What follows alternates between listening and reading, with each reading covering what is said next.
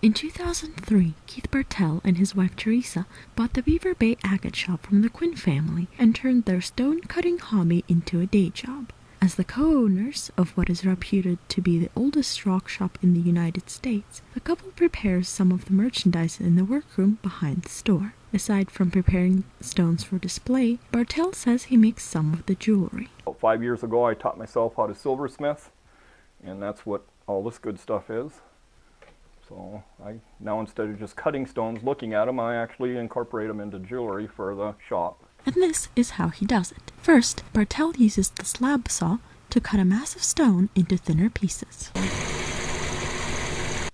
At that point is where you would go to a trim saw and start cutting out your little patterns that you can incorporate into necklaces and rings. He's now working with a slab of dinosaur bone. Next, the bone is washed and put onto a diamond-wheeled grinding unit. Basically, it starts at one end with a coarse grit, and from there, at the other end, it's pretty much finished.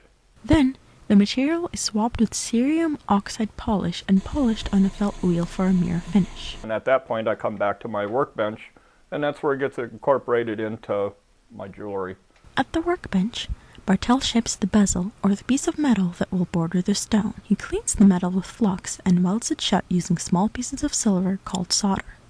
Pieces of solder with different melting points are used at different steps in the silversmithing process. Bartell uses the same techniques to weld silver to the back of the pendant before cutting it into the right shape. Then, he attaches the bail, which is the piece through which the chain goes. Between steps, he washes the silver in sulfuric acid and drops it into a baking soda solution. Then, Bartell encases the stone in the silver using a bezeling tool and removes scratches and excess silver with a fordham. The final step is another polishing process. One mill takes out any scratches that are left and the other polishes the silver. There it is, ready for jewelry.